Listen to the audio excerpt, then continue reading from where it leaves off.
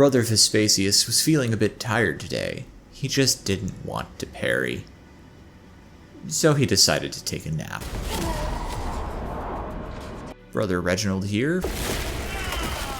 For those of you who know me from my more cerebral Helldivers 2 videos on strategy, it may surprise you to learn that when it comes to going kinetic, I prefer to get hands-on and very bloody. For this reason, I chose the Assault class, the classic Space Marine melee guys with chainsword and bolt pistol. Yes, there are other weapons, but, and those of you who know me from Darktide will know this deep dark secret, I am actually, literally, the chain weapon guy.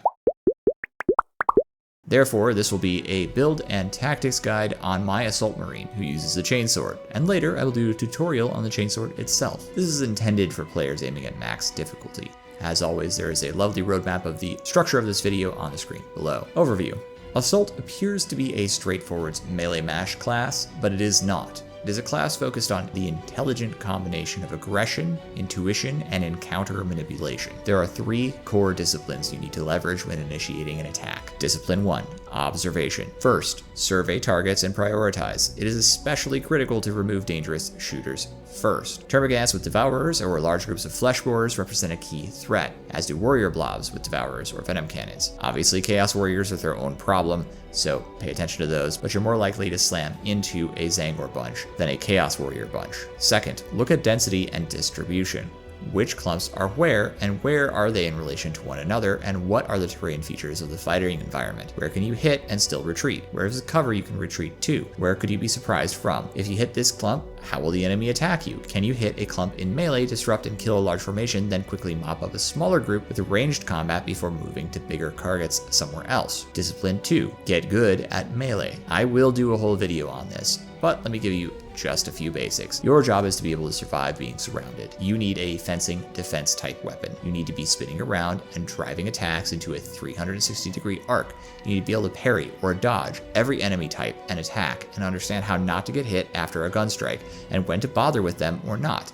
You also need to learn to stack and layer executions. Discipline 3, restrain yourself. This one is hard to explain because it is your job to literally dive in and get aggro, but you have to survive, and you have to support your backliners. Also, you have limited ammo, given you have nothing but a pistol, so you're going to need to be conservative with your ammunition and save it for key targets while also meleeing key enemies. You're going to need to be picky about what you dive and where. You're going to need to make sure you have cooldowns in good rotation so you can use them to run away or bail out a teammate. I can't teach you all of this, I can only tell you to think about it when you're playing so you can start to gain an intuition for it. Build guide. Let me just explain my build theory. The game is pretty new, someone will figure out something stronger, probably, eventually. But my goal is to put a priority on melee and flexibility. I am not trying to min-max for some specialized attack that deals 2000% damage in a specific situation. What I want is to be able to stick in melee as long and as much as possible across an entire game. My gun is there to support that goal by limiting key ranged targets or delivering stagger on the fly. In high difficulty, it is going to be used sparingly, and that means other people can pick up the ammo instead of me. Perks. This is my perks tree. Feel free to make adjustments for your weapons and playstyle. I'm going to explain things real quickly. Armor reinforcement gives you sustain in a melee fight by allowing armor gen on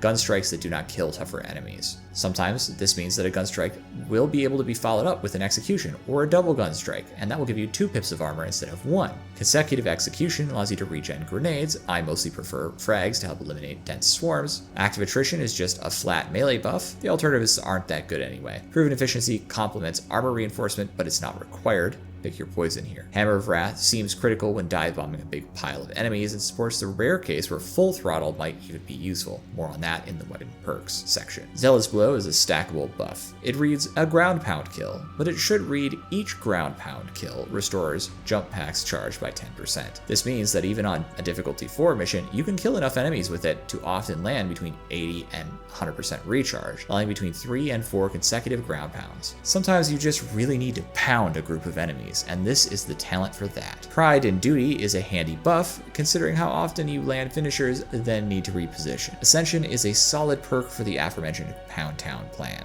Weapons. Ophelian Liberation Alpha Heavy Bolt Pistol, and the Aquilin Dedication Chainsword. On the subject of the Ophelian Liberation, it is the best choice because other options either give you +1 damage or +3 accuracy. With the perks available, the accuracy doesn't do much for you, and the +1 damage doesn't either, and you lose out on a ton of ammunition. More ammo means more damage and more options. With regards to the Aquilin Dedication Chainsword, there's really no contest here because it is the sword with fencing as the defense type. It's literally half the survival strategy in Mosh Pit Melee. Weapon perks. tactics. For the heavy bolt pistol, I'm just going to basically top row this, except this little deviation at the end. The top row is basically the accuracy and headshot damage line, and the weapon itself is plenty precise at accuracy 6 with all these buffs. So really I just want each shot I make to count for as much as possible since I have so little ammunition. When a few termagants need to die now, I want them dead in one shot each. For the chainsword, I am going to bottom row for a very specific reason. The attack type swap at the end. Some of the top row perks have their temptations, but I believe the bottom row gives you a bit more sustain and overall solid damage options. The swap for full throttle, well, that's the most interesting option, and thus I want it. It swaps out the funny gun slap for a charge up attack that honestly hits pretty hard even on difficulty 4. I have gotten some good boss damage and good hits on random enemies. While it's extremely niche to deliver, it's more interesting than just another punch, kick, stomp, or bash, and it provides extra attack options. New options means room for creativity. I'd really like to pause here as well and just quickly say one thing that I hate about the chainsword, which is that all of my heavy attacks are with body parts and not the freaking weapon. Please buff weapon damage and give me some heavy attacks that terminate in a heavy weapon attack. Thank you. Tactics. I really just want to talk about melee tactics here besides serial ground pounds. You're going to need to develop some skills around parry and dodge and gun strike, but let me give you some high level thoughts. First up, you want to be a whirling dervish and not get too laser focused on a single enemy or type. Deal some damage to one enemy and then move to the next. If you are hitting something in front of you, expect to need to parry behind you. Attack to your left, then to your right. Second, use parry to set the stage for multiple sequential killing blows. Parrying a warrior to set them up for a gun strike and then immediately cashing in isn't always the best idea. Sometimes it's better to wait a split second and get another parry on a Minoris enemy to AoE stagger the whole group before delivering the gun strike safely. Furthermore, one can use a parry and follow-up gun strike to stage an execution, but rather than cashing that execution in right away, you can leave them sway while you work on the horde and the other warrior or chaos warrior. Once the other one is prepped for execution, execute the first one, clear some more horde, trade a little damage, then cash in on the next one. You want to set up targets and knock them down, not all at once, but as needed to keep yourself sustained amidst the whirling fight. An execution can buy you time and safety. Third, while executing, look around and pick your next move. Are you going to shoot something?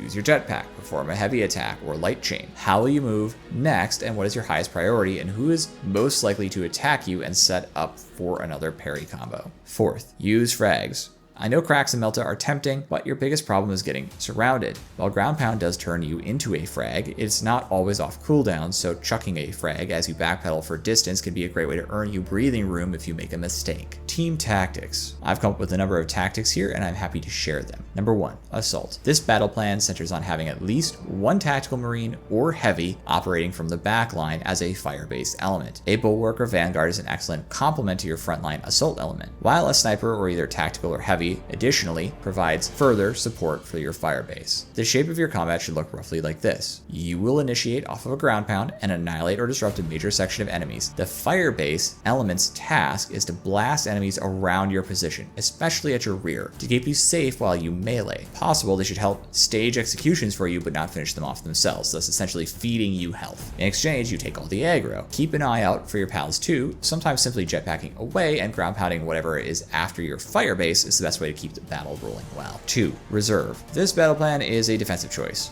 The vast majority of Marines have better range gear than you by far. Sometimes you just need to hang back and blast with them, or at least keep enemies off of them. This should generally not be done for terminus threats, but sometimes it's the right choice into large groups of enemies. This is not a complicated team tactic, it doesn't require any special explanation. Number 3, double dive. This particular tactic is a 2-stage maneuver built on the assault battle plan. Other than driving yourself into the enemy and then staying where you are, you're going to advance into an additional group of enemies after disrupting the first. This will thin out the first group, which will then be engaged by your second melee teammate while you focus on the other group. Tips and tricks. Kill random trash mobs with dive attack when progressing to preserve ammunition. This is a safe way to just blast a random small group of mobs as you progress. Don't expend both uses of your jetpacks, but it's fine to put one on cooldown. Don't forget barrels, they do great horde damage and solid stagger on Majoris enemies. Away from your barrel! Number 3. You can parry just about any physical attack you can see coming, including bosses and terminus threat enemies like Carnifexes and Hive Tyrants. That's all I really have for you at this time. I appreciate your time as always, and I hope you enjoyed this guide. I tried to keep it as tightly structured as I could, but I wanted to be thorough on this one. Thanks so much for visiting.